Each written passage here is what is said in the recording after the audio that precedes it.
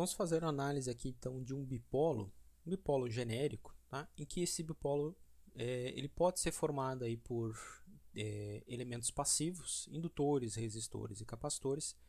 É possível essa análise que a gente faz aqui, é possível também que existam fontes dependentes nesse bipolo aqui formado, que é esse bloco aqui, né? Tem esse par de terminais aqui que forma uma porta nesse bipolo, com todos esses componentes obrigatoriamente tendo que ser lineares. Então, para as leis aqui que a gente aplica e as regras que a gente vai determinar serem válidas, né? Todos os componentes, elementos passivos ou fontes dependentes, têm que ser lineares, aí formando então, portanto, uma rede linear desses componentes que tem aqui dentro. Se a gente considerar que, ou se vamos conectar uma fonte V1 a esse bipolo e vamos chamar aqui uma corrente I1, tá? Corrente I1, a corrente que flui dessa fonte, circula aqui, passa por dentro da rede, né? E volta, retorna para cá, tá? E lá dentro da rede a gente tem várias outras. A gente está falando aqui de um bipolo genérico com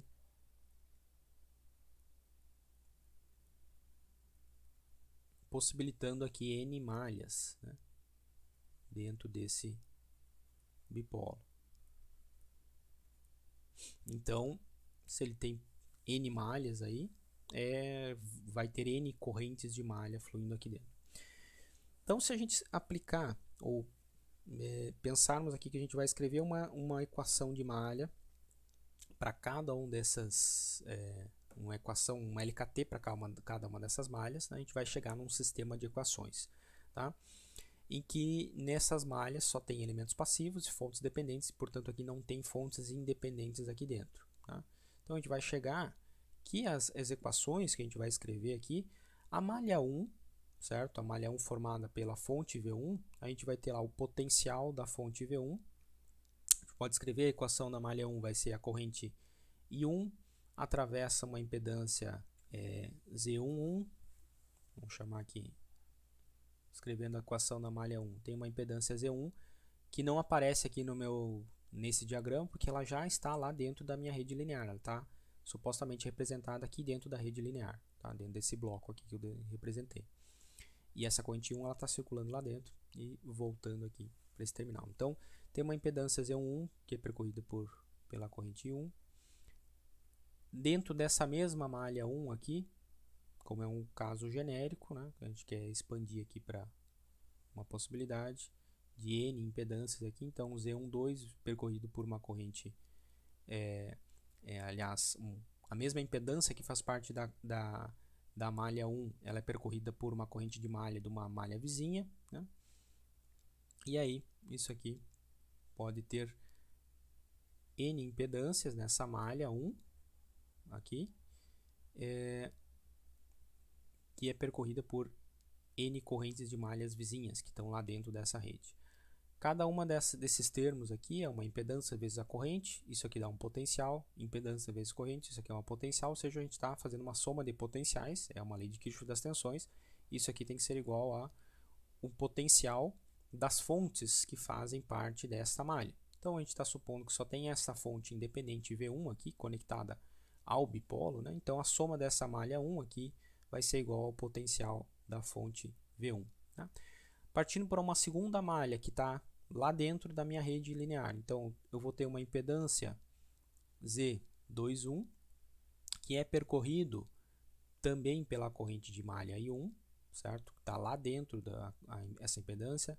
Tem uma impedância Z22, percorrido por uma corrente de malha I2, e assim sucessivamente até para possivelmente aí N impedâncias percorridas por uma corrente de malha IN. A soma desses potenciais, nesse caso aqui, como a malha 2 já não está mais conectada à fonte V1, e eu estou assumindo que não tem outras fontes independentes dentro dessa malha, dentro dessa rede linear, né? Ela é formada simplesmente por elementos passivos, fontes dependentes, possivelmente, ou componentes, e todos os componentes lineares, não tem nenhuma fonte independente, então aqui a gente vai ter um termo igual a zero. O potencial a soma das fontes independentes é zero na malha 2. E assim para as outras possíveis malhas que a gente tiver, né? Expandindo isso aqui então para N possíveis malhas que tem lá dentro dessa rede linear, que forma esse bipolo, a gente vai ter uma impedância Zn1, que também é percorrido pela corrente de malha 1, Zn2, percorrido pela corrente de malha 2, mais Zn, N percorrido pela corrente de malha N. Não tem fontes independentes dentro dessa malha aqui, lá dentro da minha rede linear, então o somatório dos potenciais é zero. Tá? Então, isso aqui forma o sistema de equações de malhas desse circuito. Tá? Isso aqui eu posso representar na forma matricial também, lembrando, como uma matriz E que multiplicado aqui por um vetor das correntes I. Isso aqui é igual a um vetor dos potenciais. Né? Os potenciais, que no caso esse vetor dos potenciais é formado por um elemento V1 e todos os outros elementos são zero, são nulos no caso. Desse sistema aqui, a gente tem então aquela matriz de coeficientes, certo? Dos coeficientes da impedância. Alguns desses coeficientes supostamente podem ser, se tem alguma fonte dependente lá, pode surgir algum coeficiente aqui que não é uma impedância, não é um Z, mas tudo bem, a gente continua chamando de uma matriz desses coeficientes, a matriz dos coeficientes das correntes, o que multiplica as correntes de malha. Então, o ΔZ é essa matriz de coeficientes. O determinante, aliás, dessa matriz de coeficientes Z, né, ele vai ser aqui formado simplesmente pelas Z11, Z12, o determinante, até então Z1N, Z21, Z22, expandindo até Z2N. Para N, então esse determinante pode ter N linhas, né? Até a enésima linha vai ter o ZN1, o Z da linha N, coluna 2, e o Z da linha N, coluna N.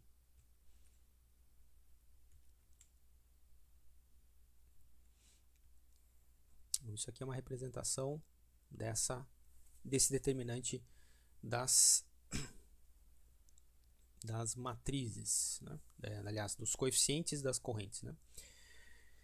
Bem, vamos supor que nesse problema aqui, tá, o objetivo aqui eu quero determinar a corrente I1. Né? O objetivo é determinar a corrente I1.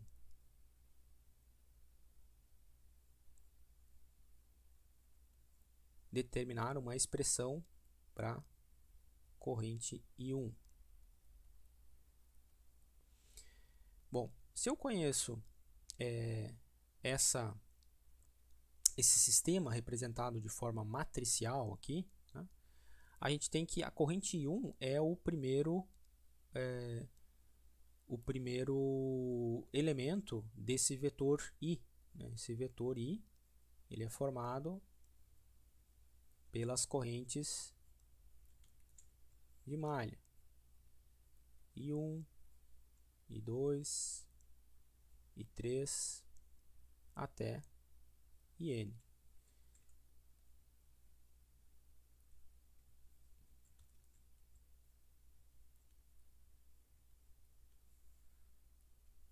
Né? Então eu quero determinar uma expressão para esse primeiro elemento aqui, que é a corrente de entrada. Né? A gente pode utilizar, quando a gente está trabalhando de forma matricial, e esse sistema pode ser de ordem n por n, né? Nesse sistema genérico aqui. Então, a forma mais prática de determinar essa corrente I1 aqui é empregando a regra de Cramer. E a gente tem lá que então, a corrente I1, o elemento I1 do meu vetor de correntes I, ele pode ser determinado definido, né, pela razão entre o ΔI dividido pelo ΔZ. que é o delta 1? Só relembrando aí, né? Isso aqui vem da regra de Cramer.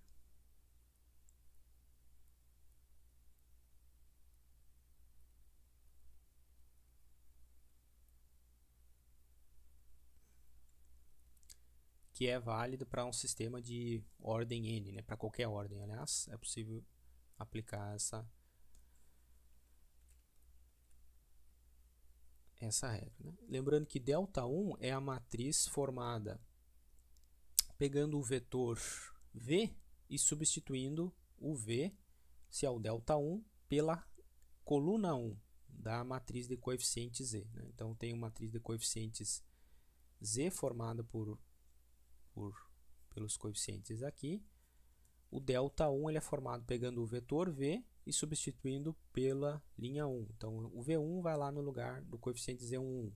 Esse 0 aqui vai no lugar desse coeficiente z21 e assim sucessivamente a gente tem a matriz, o delta1, certo? Deixa eu apagar aqui.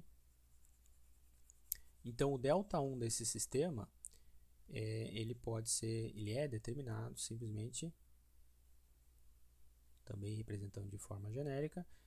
A primeira linha é substituída pelo vetor v, que só tem a tensão v1, os outros elementos são 0. Né? Então, tem n linhas aqui, nesse caso, genérico. E os outros elementos continuam sendo os coeficientes das impedâncias. Então, aqui o coeficiente Z12, o coeficiente Z22, o coeficiente Z23, até o Z2, aliás, o ZN2, aqui é o Z32, né? linha 3, coluna 2, e aí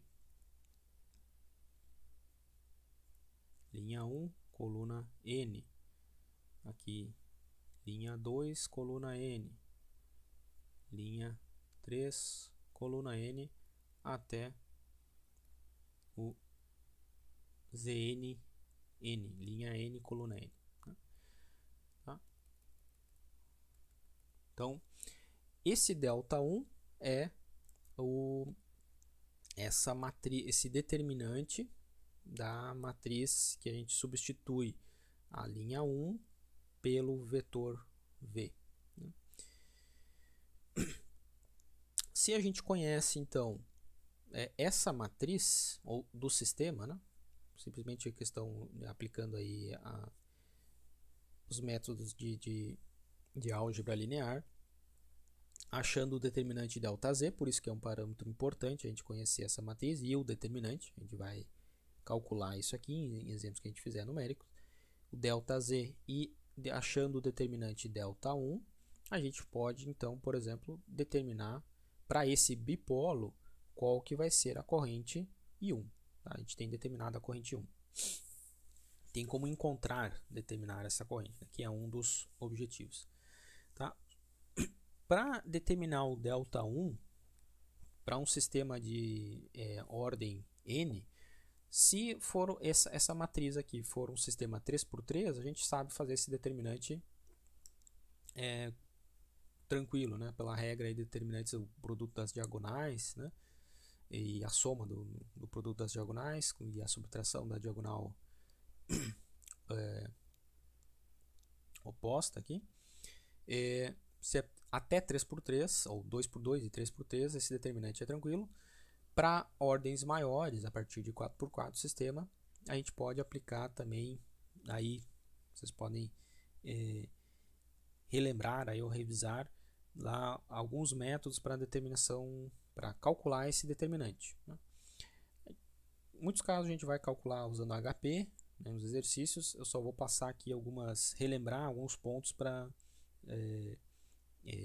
da álgebra, né? Não vamos aprofundar ou relembrar completamente esses métodos, nessas regras, mas só para relembrar. Então, se essa matriz, ou esse determinante aqui, ele é de ordem maior que 3, a gente pode aplicar aqui aquela regra lá, determinar esse determinante delta1 pode ser calculado usando a expansão por menores complementares. O que são os menores complementares, né? Lembrando lá, o delta1 ele pode ser calculado então como...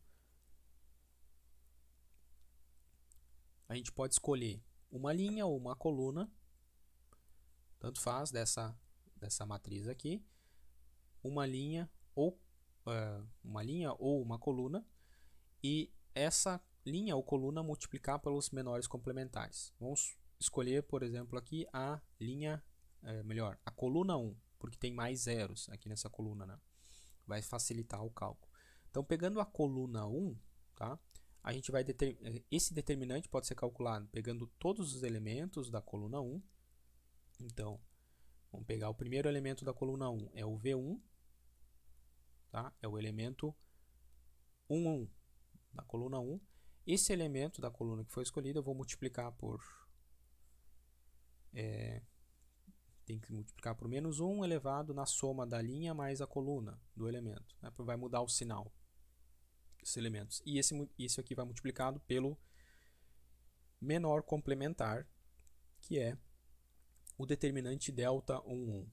O delta 11 ele é o determinante quando eu estou fazendo esse elemento aqui, o termo desse elemento, então eu risco essa coluna e risco essa linha. O que sobra? Esses elementos que restaram aqui, eles formam a matriz, ou o que a gente chama de menor complementar, né? O delta 11. Tá? Então essa matriz aqui, a gente calcula o determinante e multiplica aqui, a gente tem o primeiro termo desse determinante. Tá? Deixa eu copiar só essa imagem aqui para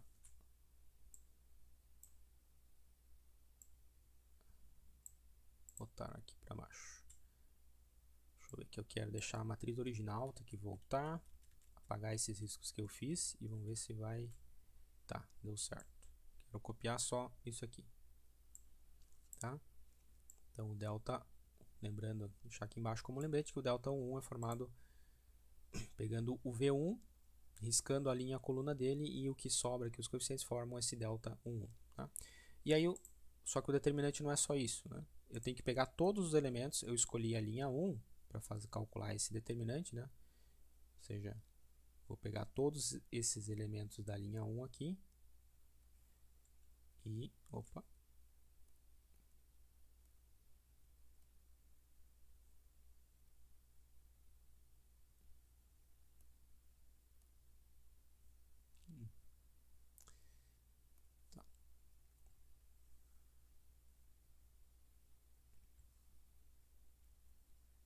E fazer isso elemento a elemento. Então, com o V1, vai dar esse termo. O próximo elemento é o 0. Então, isso aqui que vai facilitar. Mas o 0 a gente teria que fazer a mesma...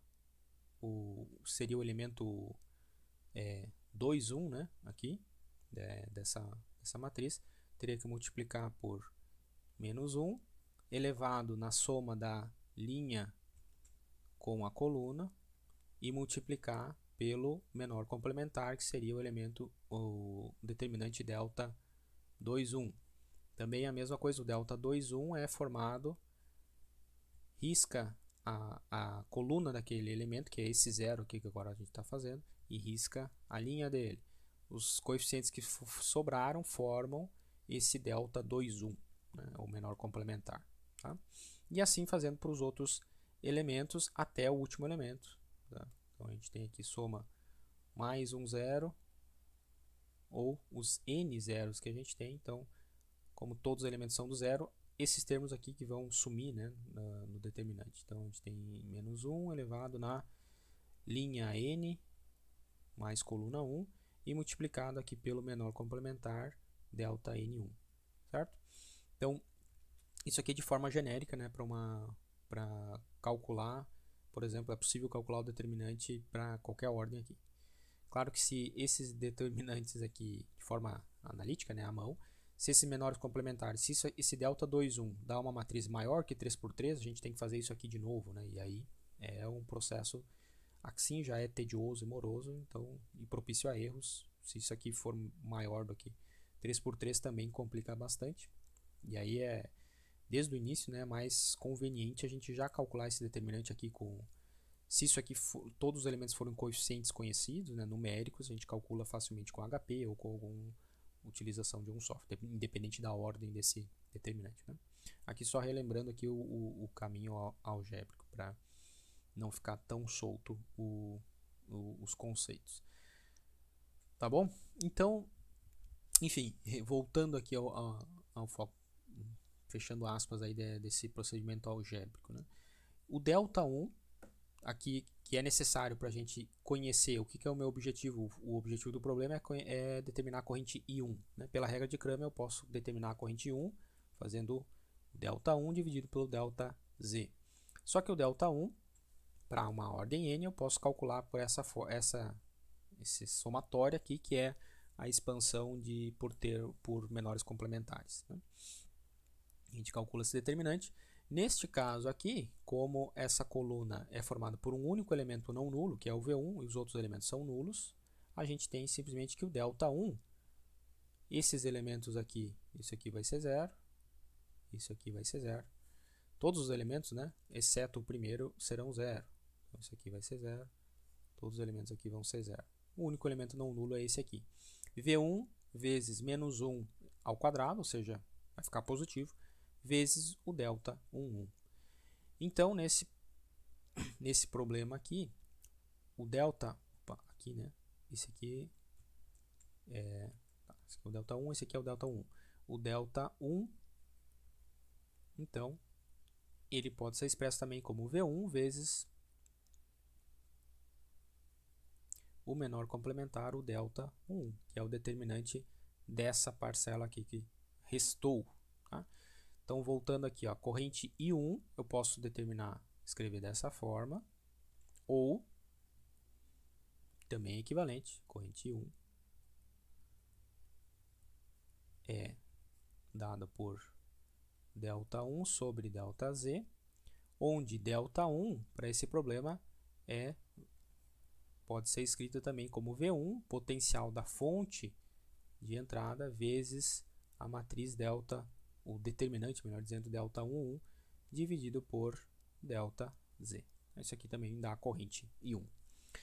Dessa análise aqui, a gente tira mais um resultado interessante, que é, bem, se a gente manipular essa expressão aqui, corrente I1 é igual a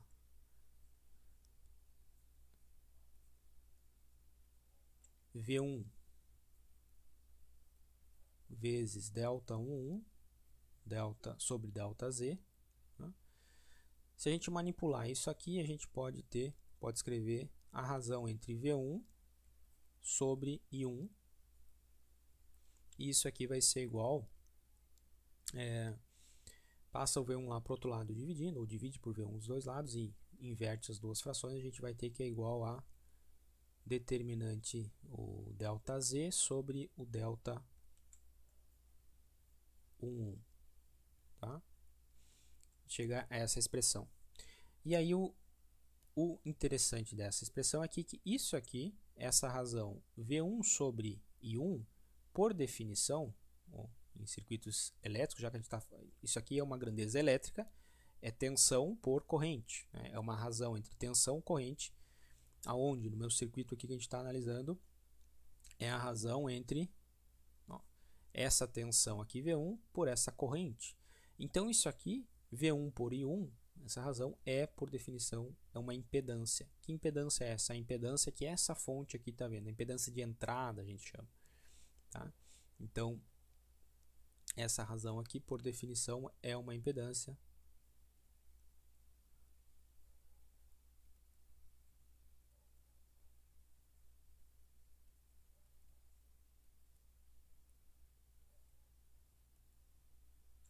Por definição, posso dizer que a razão V1 sobre I1 é uma impedância.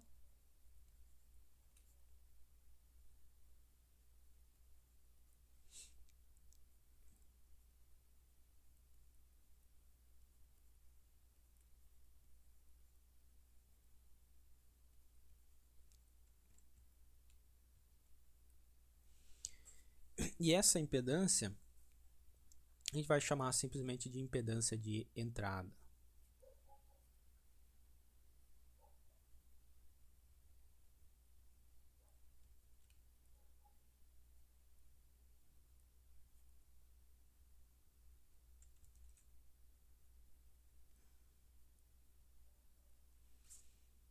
Tá?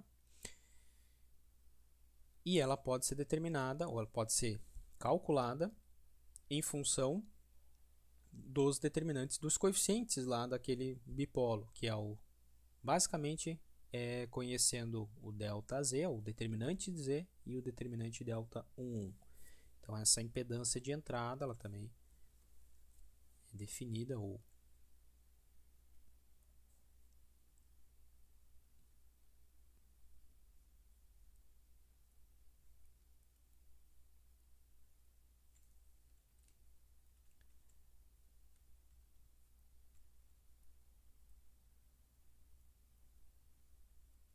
como sendo a razão entre ΔZ por ΔU1.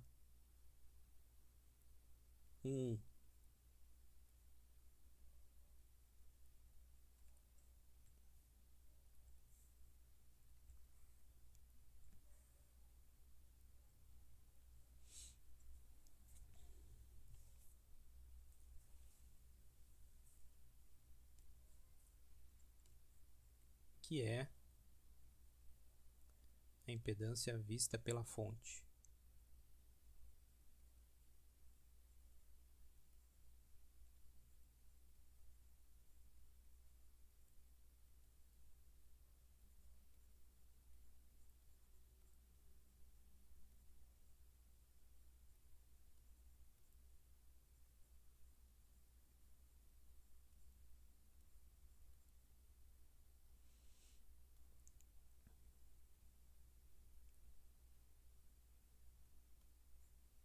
Aqui no nosso problema. Então,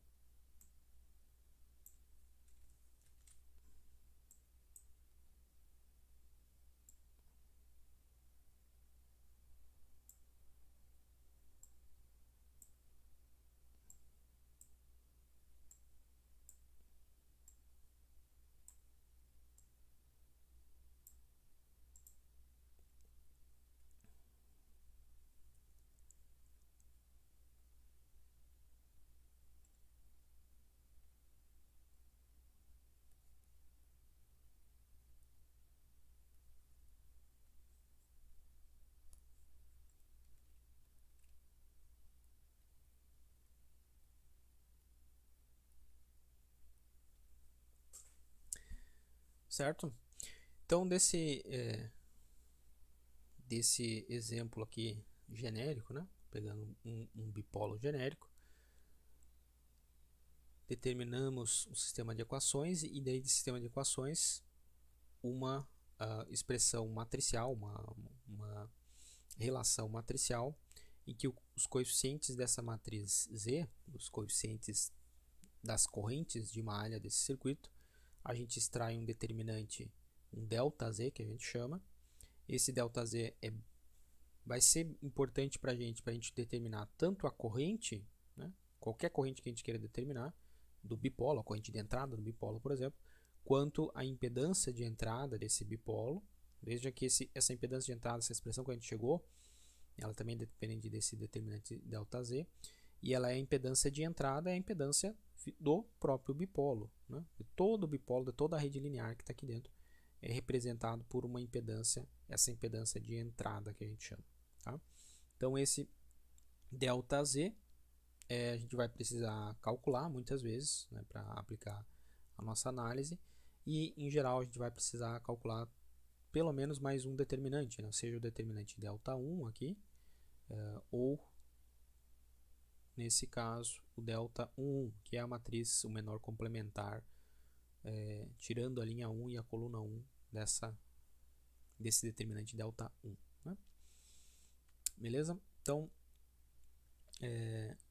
depois dessa análise aqui, desse estudo genérico, apenas com termos, né, vamos fazer na sequência aí, no próximo no próximo tópico um exemplo numérico.